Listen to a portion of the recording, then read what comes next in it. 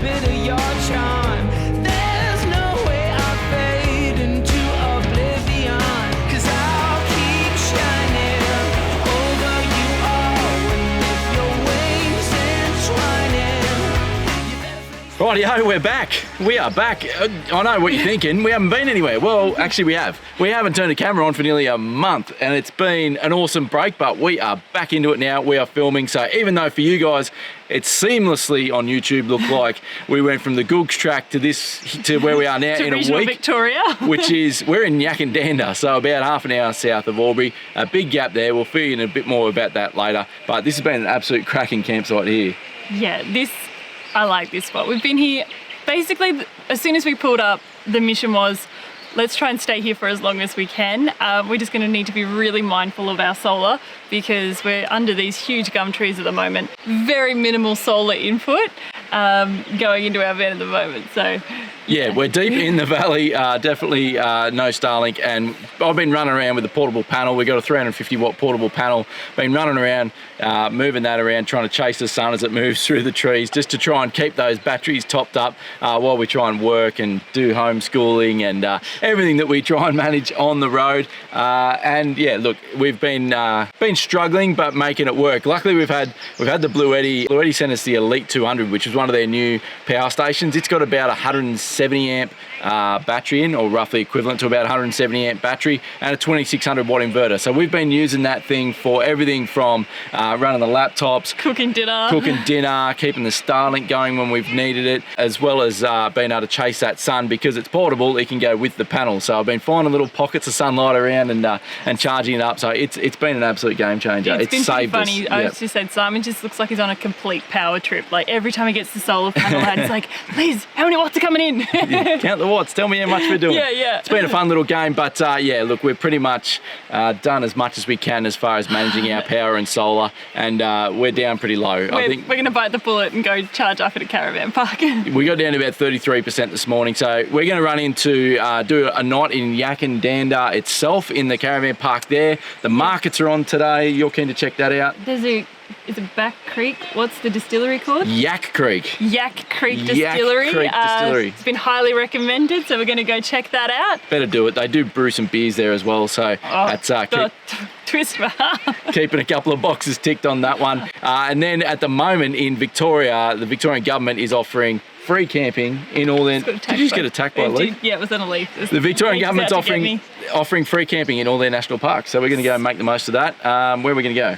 Mount Buffalo. Yes, Mount Buffalo. There's some awesome hikes out there that I just really keen to see, so yeah, we're going to go there.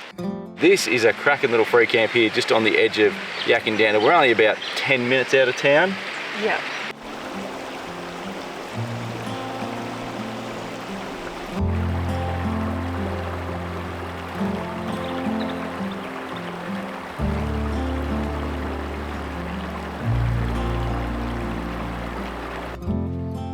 Doing the dishes, darling.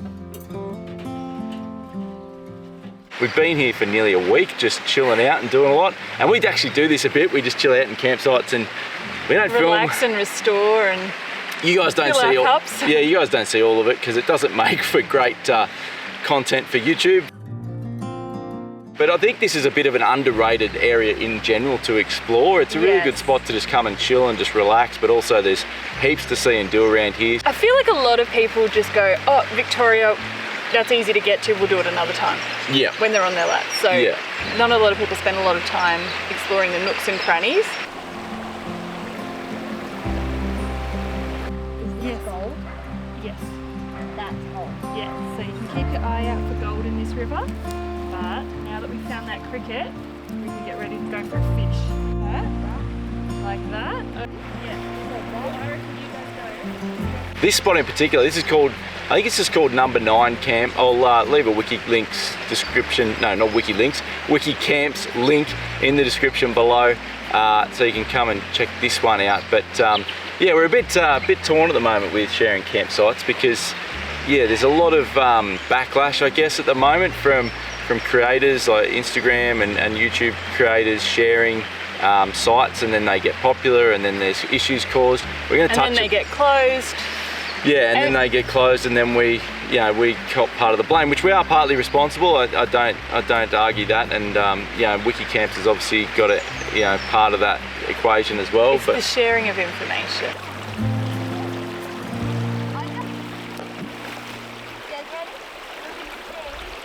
Just to backpedal a little bit, Take your bag. how did we get, and what happened between Goog's track, which you guys saw last, Yes. and now? At the end of the Googs track, we'd realised like we're really struggling with the kids. The kids were really struggling with each other, and we're trying to work it out. And to be honest, we'd just been so remote for so long. They just needed a really good like social time, and we just needed to hang out with other families and be around other people for a little while, and just have some downtime. Turn the cameras off, not film, just take a break.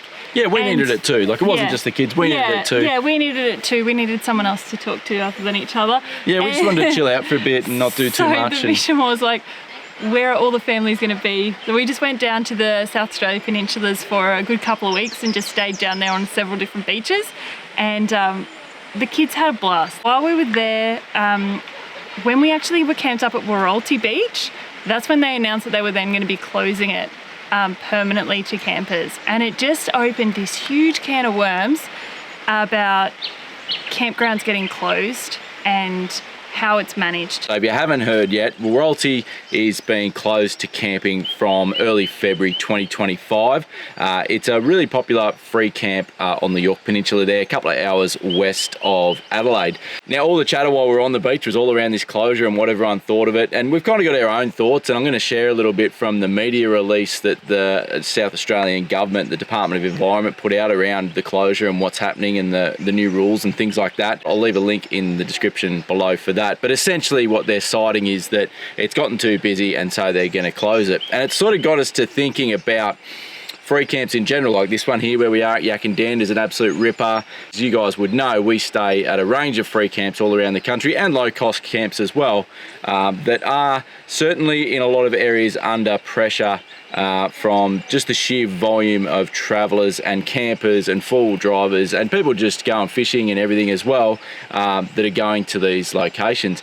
And it's a big can of worms. There's definitely I can't wait to read the comments on this one. It's going to be a hoot. So if you got some time after you finish watching the video, maybe jump down to the comments section, leave us a comment, but also have a read through the other comments, because it is going to be a bit of a debate. There's going to be a whole lot of different sides to this about, I guess, campground closures, who's responsible, is it something we're going to see more of? It's no secret that the recreation industry, both full driving, camping, caravanning, fishing as well, all of those activities have exploded in recent years. Off the back of COVID is definitely one of the causes of that, but just the popularity of those things has exploded. So it's no surprise that a lot of these campgrounds around the country are becoming more and more popular and getting more and more visited. What I guess we have a bit of an issue with, and what I was disappointed to see with Wauraltee in particular, is that they've gone ahead and decided to just ban camping rather than sort of look at, and I'm not sure whether they did look at any management solutions, but I would rather see them come up with some sort of management solution to manage the number of people that want to go there and camp rather than just to ban it altogether. We've seen it around the country in places like Exmouth and a lot of parts of WA as well as parts of Queensland, where camping is becoming really popular and the local facilities just can't handle the number of people that are visiting the area. Some of those areas I feel are doing a much better job in trying to manage those visitor numbers, whereas the York Peninsula in particular and this closure around Wauraltee, it just smells a bit of they don't want tourists there, they don't want people travelling there and staying there, they just want to preserve it for the locals to go and fish and do those sorts of things. Which I get, I understand if you're a local there and that's always been your favourite fishing spot or whatever it is, and now there's dozens or hundreds of caravans parked up on the beach. I can understand why that is an issue for them, but I just feel like a management solution and limiting the number of campers on the beach, things like that, could really go a long way to just making sure that everyone gets to enjoy these areas for everything that they want to be able to do. With Wauraltee specifically, overnight camping will not be permitted on Wauraltee Beach, including the area known as Second Beach, from Monday the 3rd of February 2025. And also large camping vehicles, including caravans, camper vans, motorhomes and tent trailers, which essentially be camper trailers, will not be allowed on the beach at any time during day or night. Daytime access, though, will remain for boat launching and recreation. So you're still going to be able to take a four-wheel drive on the beach. You're still going to be able to tow your boat trailer down on the beach and launch your boat. But camper trailers aren't allowed, and neither are caravans day or night, which is an interesting one. Now, they've cited the increased popularity of off-road vehicles has resulted in more of them being driven on South Australian beaches in recent years. And they've also raised social media sharing, and this is their specific wording, social media sharing of secret spots has also resulted in many places becoming so popular that the environment cannot sustain the level of use. I'll touch on the social media bit later in the video, but it's interesting that they've brought that up as a specific cause of the increase in numbers to somewhere like Wauraltee. They've said it's created a safety issue, particularly with families and children, and large camping vehicles are being driven on the beach in large numbers to stay overnight, and that's the challenge they're trying to address.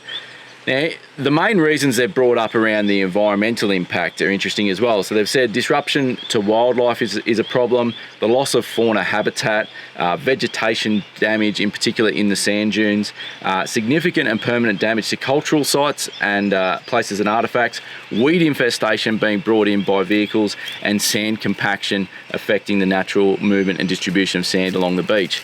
Now, I'd be interested to hear your thoughts on what you think about how banning caravans and camping and camper trailers on the beach is going to address those issues, but somehow driving four-wheel drives and boat trailers up and down the beach is going to be okay. I don't see how any of those environmental issues, and if you've watched our channel before, it'll come as no surprise, but this is the first video of ours you've ever watched, we're huge advocates for protecting the environment. I just feel it needs to be in balance with recreation and the activities that people want to do. So that's where I would rather see a management solution imposed rather than just an overall general blanket ban. So look, I don't see how banning camping and caravans, etc. from the beach, but not banning four-wheel drives and boat trailers is going to have any effect, other than just generally reducing the numbers, is going to have any effect on disruption to the wildlife, loss of fauna, vegetation damage, weed infestation from vehicle tyres, or sand compaction from vehicle tyres. So I don't think that's going to help it. I think, again, you could use a management solution to reduce the numbers or control the numbers. That could be through a permit system or a booking system. That could include a fee that helps to pay for some of the management of the facility.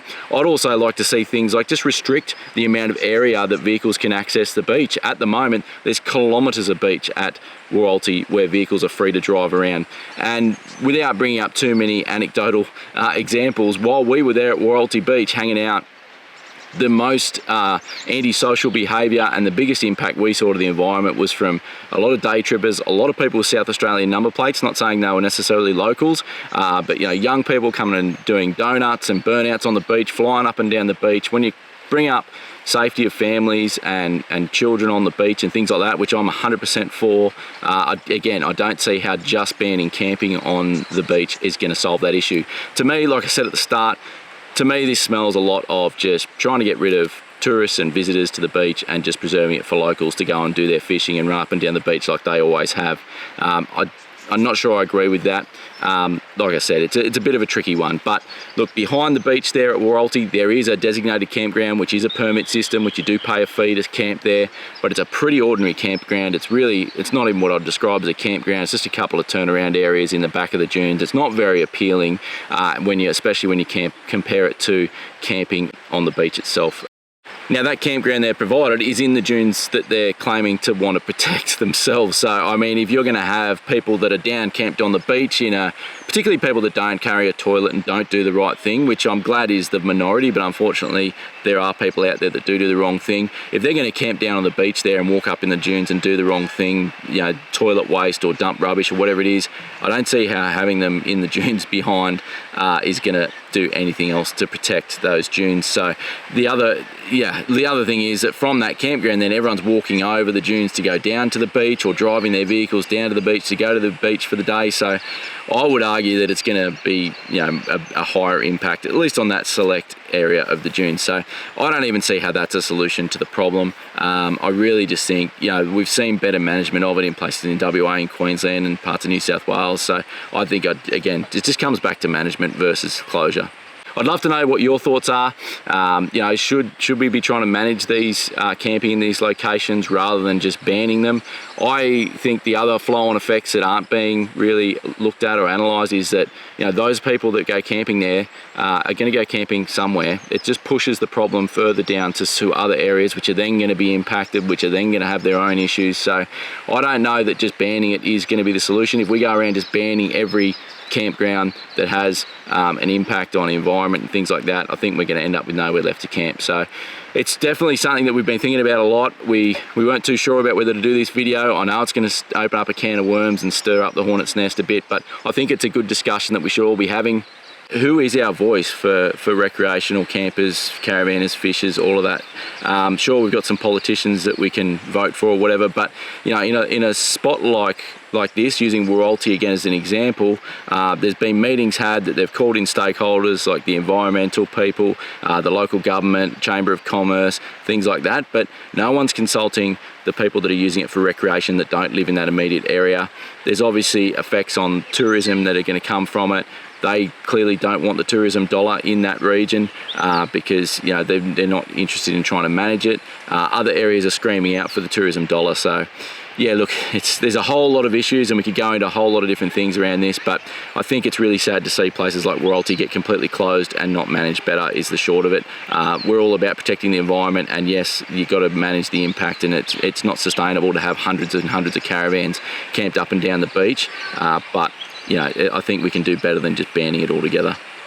Alrighty, so the elephant in the room, social media sharing, and I think Wikicamps is worth bringing up here as well. As I said, in that South Australian government statement, they did specifically chuck in a little paragraph there about social media sharing of secret spots, and they even put it in quotations, of secret spots has impacted some of these areas and it caused an influx of travellers and people visiting the area. It's definitely something that we as creators and having a YouTube channel are constantly aware of, and we know, we talk to other creators as well, other YouTubers, Instagrammers, etc. And it's something that we all struggle a little bit with, is sharing of places around the country. We know that a lot of you watch our channel to get ideas of where to go and what to see when you're out and about and traveling around, and at the same time, we know that a lot of people want to keep places a secret. So where is the balance? I'm sure there's a balance there somewhere. The strategy that we implement, or the way we decide whether or not to share a location, is based around how we found out about it.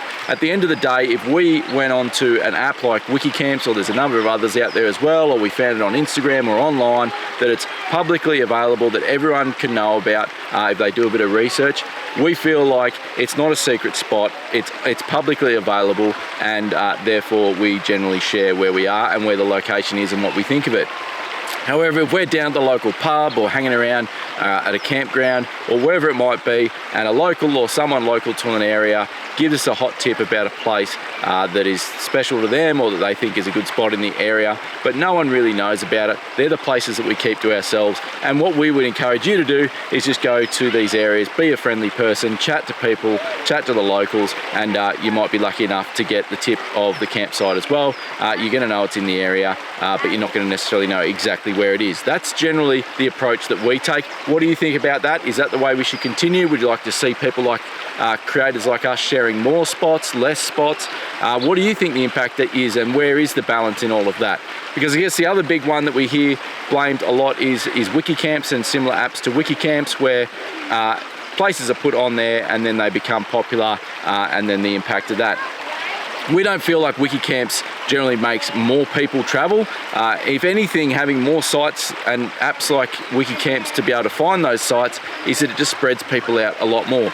As we said earlier, it's no secret that caravanning, camping, four-wheel driving and fishing is becoming extremely popular in Australia, and we are so glad to see that, because that is a big part about why we became YouTubers and started this whole journey in the first place, was to encourage more people to get out and explore and see the country and get off the beaten track and away from just the best known spots. And part of that is sharing it with you and telling you where they are, and inevitably we're going to stumble across some lesser known places and share them with you. And look, if that means that they become a little bit popular, I guess that is, it's a downside, or it's just a part of the whole thing that we've just got to accept. But we'd be really interested to know what you think. As I said, share your thoughts in the comments below, but I'd encourage you to also go and read all the other comments and just sort of see the other sides of the argument, because we, I guess, are privileged in that we get to see both sides of things. With a lot of what we do, we get to see the good, the bad, the different perspectives. I'd encourage you to go and read those as well and get involved in that. And what do you think about creating some sort of body or group that represents recreational campers, four-wheel drivers, fishers, all of those categories? Because we feel like if this is going to be a trend, that campground closures is going to become a thing and more restrictions put on camping and access to some of these places. The four-wheel drive industry has been up against it for many years with track closures and things like that. And again, it's a similar thing where it is unfortunately a very small minority that is giving us all a bad name and is causing problems and is meaning that we're all going to miss out on these things. So really, it's a big topic. I could talk about it for many hours and it would become a very long and boring video. If you ever get the opportunity to sit around a campfire with me and you want to bring this up, be prepared for a long one. I've definitely got a lot of views on it. I didn't want this whole video to become a rant, but I did want to make sure that we bring up a lot of these topics and start a conversation, because that's what it needs to be, a conversation and a debate. I don't think anyone's right or wrong. It's just trying to, like anything, see it from everyone's perspective and figure out where that middle ground is that means that people get to continue to enjoy these awesome places around the country and we're not causing undue damage to the environment, and locals get to go and enjoy their places without being swarmed by tourists. Now, if you've travelled around New South Wales like us, there are very few beaches that you can actually get a vehicle onto, let alone camp on. There are still a number of beaches in Queensland, Western Australia, South Australia. There's very few in Tasmania.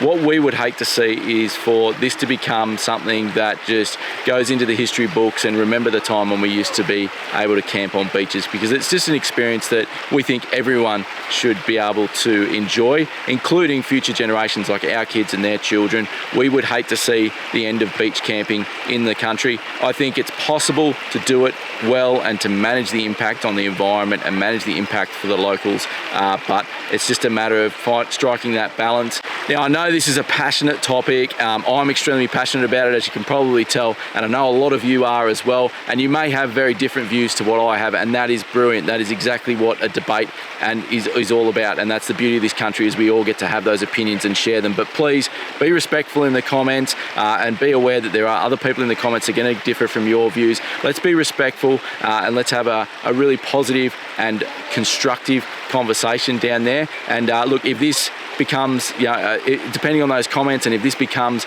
a topic that we need to address again, I'd love to talk more about it down the track. But let us know if you think you'd want to have that conversation. We could maybe do some interviews and things like that and talk to other stakeholders, because like I said, if people like us that have a bit of a soapbox to stand on don't address these issues, who is going to stand up for recreational four-wheel drivers, fishers, campers, etc. So as I said, let's keep it respectful, but let's have a really good, healthy discussion and a nice, robust debate about what the best way is to go about managing this issue. Thanks for watching this one, guys. Enjoy. We're going to jump in the car now, head down to Mount Buffalo, and we'll see you guys down there. We're going to go do some hiking, check out some awesome country that we've never experienced before, and see what it's like to tour the Vic High Country with a caravan in tow. We'll see you next Sunday, guys. Cheers.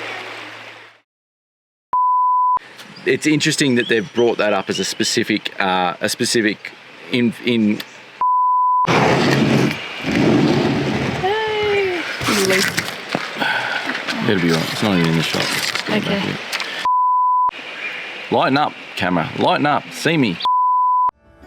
I think it's time for me to go burn all bridges.